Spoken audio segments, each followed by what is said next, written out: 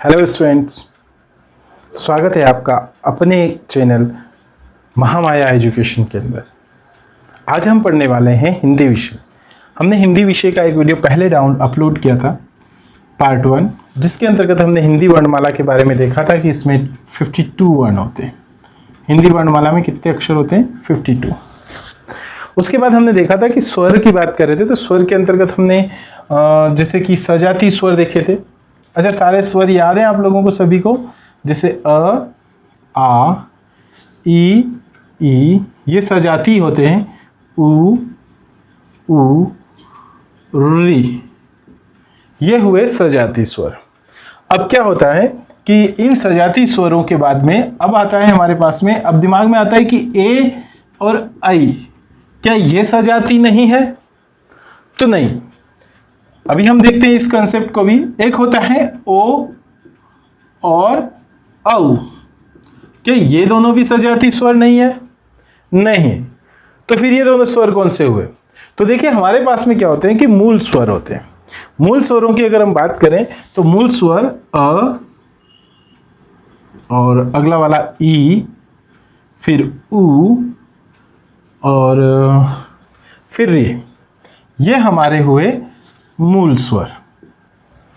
अब इसी में यहां से दीर्घ स्वर बनते हैं। यहां से क्या बनते हैं? दीर्घ। अ का दीर्घ बनता है आ।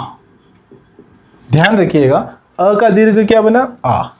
ये संधि में भी बड़े काम आने वाले हैं अपने। आपको इसको थोड़े से बहुत अच्छे तरीके से देखना है। आप अगर कोई शिक्षा विभाग में किसी भाषा के लिए प्रिपरेशन कर रहे हैं, या फिर आप कोई डिफेंस वाले में या फिर एसआई वगैरह में भी भाषा के लिए अगर प्रिपरेशन कर रहे हैं, या फिर आप कोई सिविल सर्विसेज के लिए में भी भाषा सब्जेक्ट में हिंदी ले रहे हैं, तो हम बिल्कुल एक छोटे लेवल से देखने वाले हैं, जिसके अंतर्गत आपको सारी चीज़ें क्लियर हो जाएगी कि अच्छा हमें आउट ऑफ जैसे 100 में से 100 या 70 में से 70 लाना कैसे।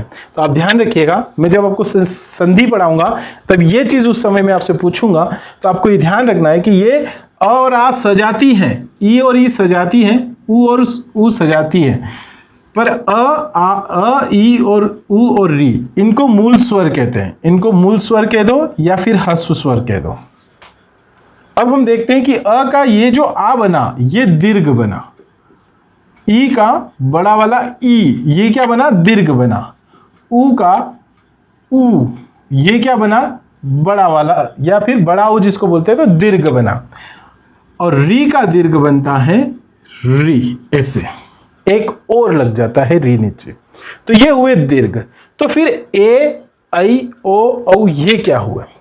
जैसे ए, आई, ओ, औ, ये सब क्या हुआ? तो हम देखते हैं ए, आई, ओ, औ, ये चारों क्या हुए? तो देखिए क्या होता है कि ये सभी जो होते हैं, इनको आप ऐसे देख लीजिए कि ये संयुक्त स्वर है।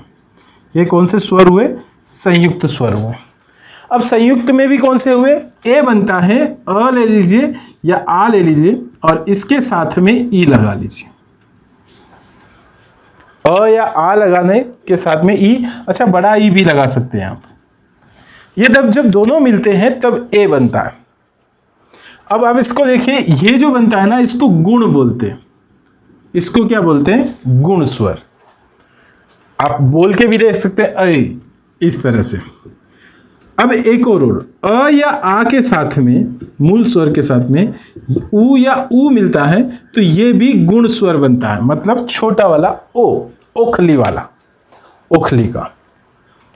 तो ये दोनों तो कौन से हुए हमारे? गुण।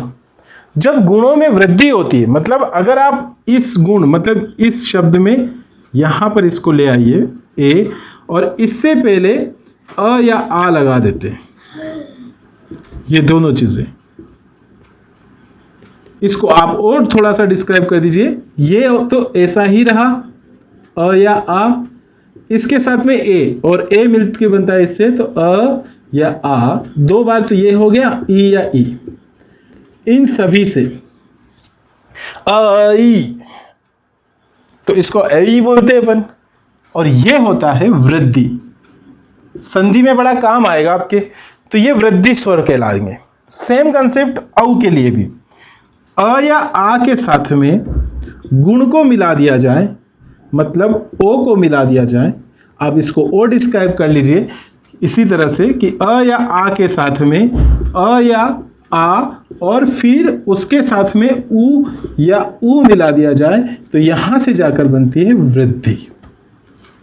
मतलब देखिए संयुक्त स्वर के साथ में हमने ह्रस्व स्वर मूल स्वर देखे थे, उसके बाद में एक और दीर्घ स्वर देखा है, और उस संयुक्त स्वरों के नाम पर हमने एक गुण देखा है और दूसरा कौन सा देखा है, वृद्धि देखा है। तो यहां तक ये स्वर वाला कंसेप्ट क्लियर हुआ होगा। हम आगे बढ़ते हैं तो देखिए क्या होता है कि आगे मैं इसको रफ कर रहा हूं, आप इसको एक बार चाहें तो स्क्रीनशॉट ले सकते हैं, ठीक है। तो अब हम थोड़ा सा और आगे बढ़ते हैं। देखिए अभी मैंने अम और अह को यहाँ पर लिया नहीं है, क्योंकि वो दोनों मैंने आपको पिछली बार भी बताया था, या फिर मैं अभी यहाँ पे साइड में बता देता हूँ कि अम और अह ये जो रहता है इसे अनुस्वार कहते हैं, अनुस्वार या अनुस्वर, और अह जो रहता है इसे विसर्ग कहते हैं, और जब ये दोनों साथ में मिलते हैं तो इसे आयोगवाह बोलते हैं।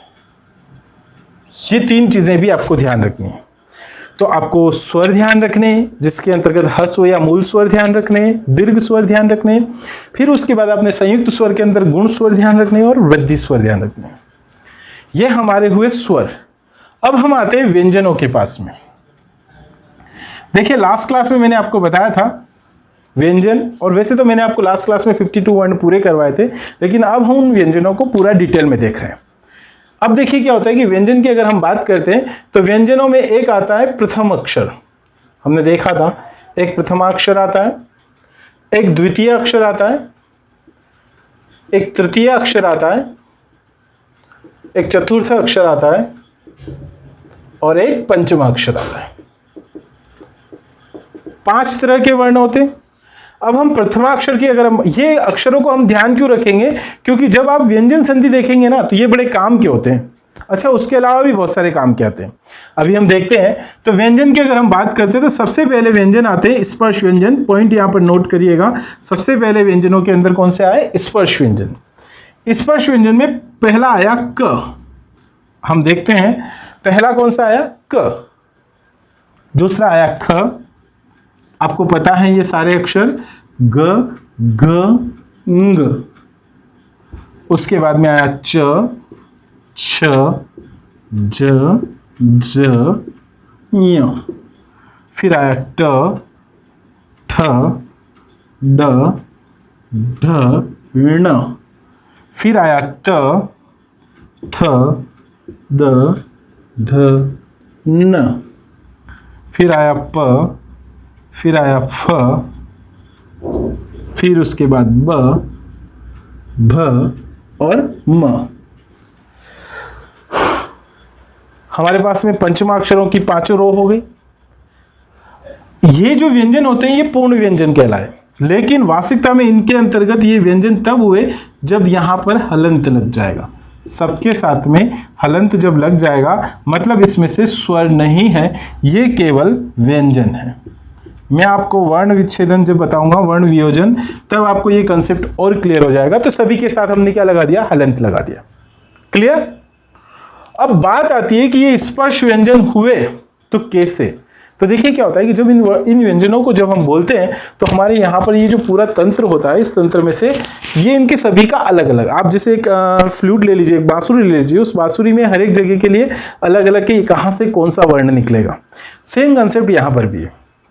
हमारे यहाँ पर भी ये स्वर तंत्र पूरे ही बांसुरी है, प्यार से बोलिए या फिर जोर जोर से बोलिए, जैसा भी आपका मन करे, परंतु उसमें इनमें सभी अक्षरों के निकलने का एक स्थान होता है। तो हम बात करते हैं पहले वाले वर्ण। ये जो पहली रो है, ये पहली रो स्पर्श करके निकलती है कंठ को। किसको स्पर्श करती है ये, कंठ को। यहां से बोल के देखिए, क ख ग घ ङ, इस तरह से आप पहले वाले जो रहते हैं कंठ या कंठ जिसको बोलते हैं, ये कंठ से निकलते हैं। आ गया समझ में। उसके बाद थोड़ा सा कंठ से थोड़ा सा ऊपर आइए, यहां आएंगे तालव्य आएगा, तालव्य, तालु जिसको बोलते हैं। तो अगले वाले आते हैं तालव्य। बोल के देखिए आप एक बार, च, थोड़ा सा हाथ लगा के बोल लीजिए, च छ, आपको एक थोड़ा सा वाइब्रेशन टाइप महसूस होगा। तो अगले ये वाली लाइन जो आती है ये कहां से आती है, तालव्य से। फिर आता है मूर्धा, मूर्धन्य जिसको बोलते हैं। अगला कौन सा हुआ? मूर्धन्य वाले। तालव्य से थोड़ा सा अगला हिस्सा ट वाला, जो ऊपर नीचे बिल्कुल तरह से टकरा कर आता है, ट, ठ, ड, ढ, इस तरह से ण, जो टकरा कर आता है। फिर उसके बाद में आगे देखिए त किससे टकरा रहा है? दांत से। तो अगले कौन से बने? दंत। देखिए ये जो मैं आपको बता रहा हूं, आप इनको याद करने के बजाय आप इनको प्रैक्टिस में लाइए। आप जब बोले एक बार, वर्णमाला तो आपको याद है, हम बचपन से पढ़ते आ रहे हैं, लेकिन आप जब बोल रहे होते हैं तब उस चीज को, कॉन्सेप्ट को दिमाग में बिठा लीजिए कि कौन सा वर्ण कहां से निकला, क्योंकि ऐसे भी वर्ण आएंगे जो दो स्थान को एक साथ उपयोग में करके लेके आएंगे। तो देखते हैं हम। अगला आया दंत। दंत क्या होता है? दंत कौन से होते हैं? जो दांत से टकरा कर, त, थ, द, ध, न, ये सभी दांत से। दंत के बाद में आया ओष्ठ, अपने होठ। हम देखते हैं तो जो ओष्ठ वाले होते हैं वो होते हैं प। आप देखिए, भले होठ को पकड़ लीजिए, ओष्ठ वाले जिसको होठ से जो निकलते हैं वो वाले। तो देखिए क्या होता है, प, फ, ब, भ, म, ये इस तरह से। तो हमारे ये सारे अक्षर हुए, कितने हुए? ये 25। तो व्यंजनों में सबसे पहले व्यंजन कौन से हुए? कौन से व्यंजन हुए? स्पर्श व्यंजन। और स्पर्श व्यंजन के अंतर्गत कौन से हुए? कंठ, तालव्य, मूर्धन्य, दंत, ओष्ठ, हो गए पांचों। तो ये हमारे सारे। इसके अंतर्गत हम एक थोड़ा सा और कंसेप्ट यूज कर ही लेते हैं, फिर इसको रफ करके फिर अगले वर्ण को देखते हैं, ठीक है ना। तो देखिए क्या होता है कि आप ऐसे देखिए, मैं आपको एक, ये आप स्क्रीनशॉट ले लिया होगा आप लोगों ने। ये सभी स्पर्श व्यंजन हुए, नहीं तो ले लीजिए, ये स्पर्श व्यंजन हुए और स्पर्श व्यंजन के अंदर ये सारे टाइप्स हुए। आप इसका एक स्क्रीनशॉट ले लीजिए फिर, ठीक है, हो गया। देखिए अब एक कंसेप्ट को देखते हैं। मैंने लिखा यहां पर, बहुत ही अच्छा कंसेप्ट देखने वाले हैं हम, चंदा। बोल के देखिए इसको, चंदा। अच्छा, ये जो ऊपर बिंदी लगी हुई है, ये जो बिंदी, अनुस्वार वाली बिंदी लगी हुई है, हम आज इसके कंसेप्ट को भी साथ का साथ क्लियर कर लेते हैं कि ये अनुस्वार वाली बिंदी लगती कहाँ है। चलिए चंदा के साथ में एक और ऊपर लगा देते हैं, यहां पर ऐसा। दोनों को बोल के देखिए, पहला हुआ चंदा और दूसरा क्या हुआ? चंपा। केवल इस अनुस्वार को, अब हमें नहीं पता कि, मतलब पता होगा आप लोगों को भी, पर जब हम शुरुआत में जब भाषा को सीख रहे होते हैं तो हमें नहीं पता कि मैं इसे चंदा बोलूं या चंपा बोलूं, है ना। देखिए इसको हम देखते हैं तो यहां पर क्या होता है? चंदा, ऐसा सही है, सही होगा भाई, ऐसे ही होता है। चंपा सही होगा, ऐसे ही होता है। इस पे यहां पर इस अनुस्वार से न बना और यहां पर इस अनुस्वार से म बना। ऐसा क्या हो गया इसमें कि, और अच्छा ये अगर अपन को किसी ने नहीं बताया हो तो हम तो मिक्स करेंगे किधर से भी किधर, ये तो हमारी सामान्य बोलचाल की भाषा है, तो हम इसको यूज में लाते हैं, हम इसी तरह से इसको बोलते हैं। तो फिर कंसेप्ट को देखते हैं। देखिए क्या होता है कि जब भी कभी अनुस्वार किसी के ऊपर लगा, जिसके ऊपर अनुस्वार लग रहा है उससे कोई फर्क नहीं पड़ रहा, लेकिन उसके बाद वाला अक्षर कौन सा आ रहा है, यहां पर इन दोनों में से देखिए इसका अक्षर कौन सा आ रहा है? द। द देखिए कौन से वाले में आ रहा है? त, थ, द। द यहां आया। जिस अक्षर के अगला अक्षर जो आया है उसी का पंचमा अक्षर यहां पर आधा बन जाता है। मतलब चंदा क्या बन गया? यहां पर क्या लग गया? आधा न बन गया। यहां पर क्या बन गया? तो क्या इनके लिए भी कोई ऐसा होगा? बिल्कुल होगा। आप ऐसे लिखिए गंगा, परंतु ये गंगा जमेगा नहीं। कभी देखा है ऐसा गंगा? नहीं बनेगा। क्यों नहीं बनेगा? क्योंकि यहां पे घ ये वाला आ रहा है। बस बात खत्म। मतलब यहां पर क्या हो जाएगा? ये आना चाहिए, अंग आना चाहिए। तो इसके लिए जो सही बनता है वो कौन सा बनता है? घ आधा अंग और घा, गंगा, वाला जो बनता है ना, गंगा, ऐसा। और आपने कभी देखा होगा कहीं पे लिखा हुआ तो ये वाला देखा होगा, ये कहीं नहीं देखा।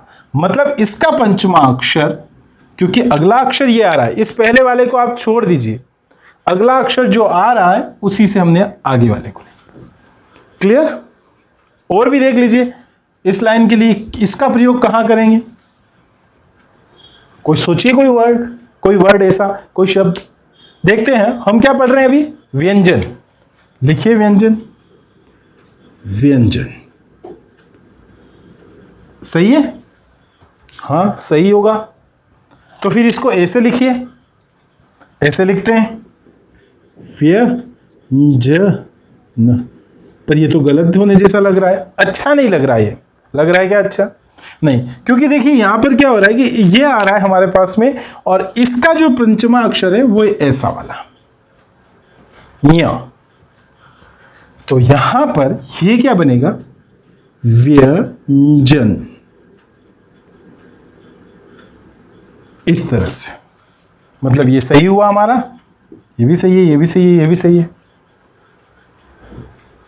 आप इसका एक बार प्रैक्टिस करिएगा। जैसे इसका तो मैंने बताया ही, क्योंकि यहां पे प आ रहा है और प का पंचमा अक्षर म होता है।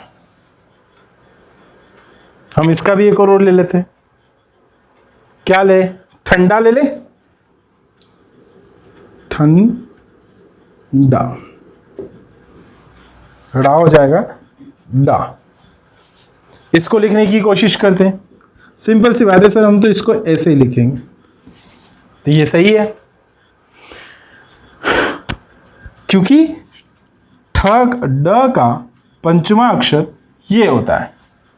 तो हमने उस अनुस्वार को इसमें बदला। क्यों बदला? तो नोटिस करिएगा यहां पर कि इस पंचमा अक्षर को नासिक भी कहा जाता है।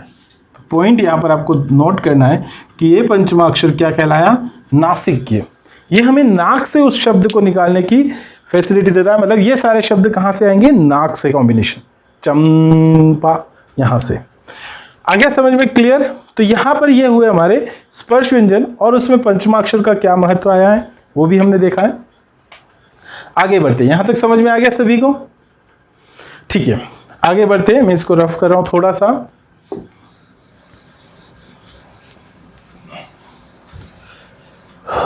मैंने आपको इस लाइन में 2 अक्षर लिखे थे, सॉरी, ये और ये, ड और ढ। और मैंने कहा था, और इसके साथ में मैंने 52 वर्ण पूरे कर दिए थे। ये 2 लिखते ही 52 पूरे हो गए थे। पिछले वीडियो में देखा ही होगा आपने, नहीं तो 50 ही होते हैं। कभी देखिए ऐसी कंडीशन बन जाती है। एक शब्द होता है, एक अक्षर होता है, ये बिंदी होती है। इस बिंदी को नुक्ता कहा जाता है। इसको क्या कहा जाता है? नुक्ता।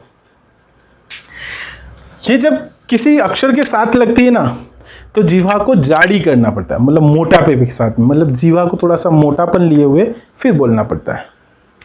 जैसे मैंने लिखा जफर। पढ़िए इसको, पढ़ के देखते हैं। जफर। लेकिन अच्छा मैं इसे लिखता हूं, यहां पे लिखा जफर, ये क्या हो गया? जफर, जफर, जफर। लेकिन अगर मैं इसके साथ में ऐसा लिख दूं और ये यहां लगा दूं, अब इसको मुझे क्या पढ़ना पड़ेगा? जफर। और सुनने में भी अच्छा लगता है वो जफर, कि नहीं? ये दोनों अच्छे नहीं लग रहे थे, लेकिन ये थोड़ा सा अच्छा लगा। यहां पर भी सेम चीजें होती है, परंतु देखिए अभी हम इस टॉपिक को नहीं डिस्कस कर रहे हैं, हम दोनों अक्षरों के साथ में बात कर रहे हैं। तो ये जो रहते हैं, मैंने आपको बताया था, ये दोनों उत्क्षिप्त व्यंजन रहते हैं। आप ध्यान रखिएगा, यहां पर इनको उत्क्षिप्त व्यंजन कहा जाता है। जैसे कि मैंने लिखा अनपढ़, बिंदी लगा दी नीचे, ये तो नहीं लिखा। यहां पर क्या किया मैंने? इसके नीचे क्या लगा दी? बिंदी लगा दी। मतलब ये दोनों उत्क्षिप्त व्यंजन होते हैं कि जब, जैसे मैंने लिखा यहां पे डम डम, डम डम, यहां पर आप बिंदी नहीं लगा सकते। क्यों नहीं लगा सकते? क्योंकि ये डमडम हो जाएंगे। तो इन दोनों के लिए ध्यान रखिएगा, ये दोनों शब्द के लास्ट में आके, जो भी शब्द होता है एक अक्षर दो अक्षर बीच में या लास्ट में कहीं पर भी आ जाते हैं, उस शब्द को अच्छा बना देते हैं। लेकिन इन दोनों से किसी भी शब्द की शुरुआत नहीं हो सकती। मतलब आप ऐसा नहीं कर सकते, डमरू आपने लिखा डमरू, डमरू थोड़ी होता है क्या? नहीं होता है। तो यहां पर क्या हुआ, ये हटाना पड़ेगा हमें, ये क्या बनेगा, डमरू बनेगा। तो ये हमारी वर्णमाला के जो 25 अक्षर थे स्पर्श व्यंजनों के, ये 25 अक्षर पूरे हुए। अब आगे हम देखते हैं थोड़ा सा और, इसको मिटाते हैं और कुछ और भी देखते हैं।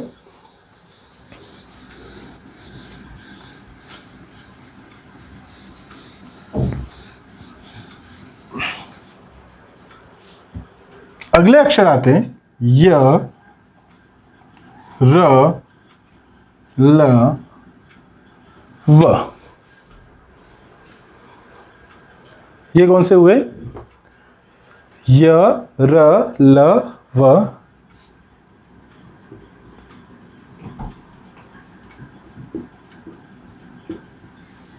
इनको पढ़िए।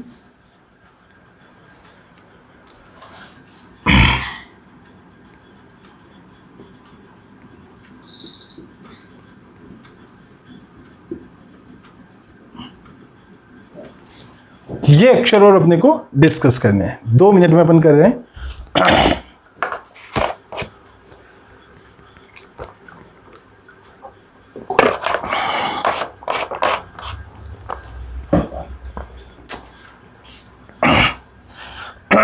देखिए हमारे पास में ये अक्षर आए। इससे पहले हमने व्यंजनों के अंदर पहले व्यंजन पढ़े थे स्पर्श व्यंजन। स्पर्श व्यंजन के अंदर 5 टाइप्स के हमने देखे थे। हमने एक और उत्क्षिप्त व्यंजन के बारे में देखा था।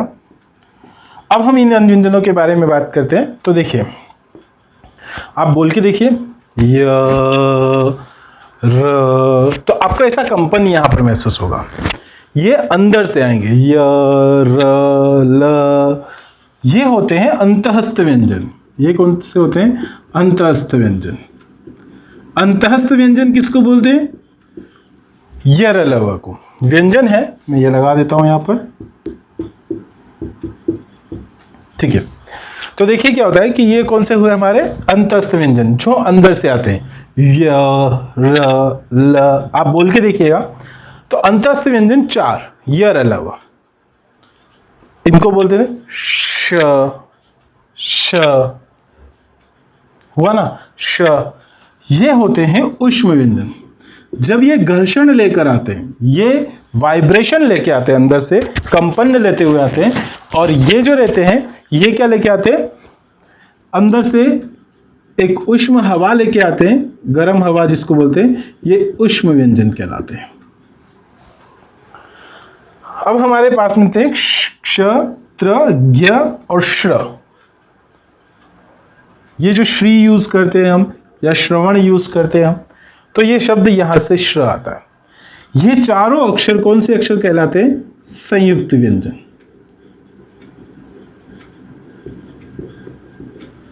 संयुक्त व्यंजन। तो हमारे पास में उत्क्षिप्त व्यंजन हो गए, उसके बाद में अंतःस्थ व्यंजन हो गए, उसके बाद में उष्म व्यंजन हो गए, और उसके बाद में संयुक्त व्यंजन हो गए। यहां तक हो गए।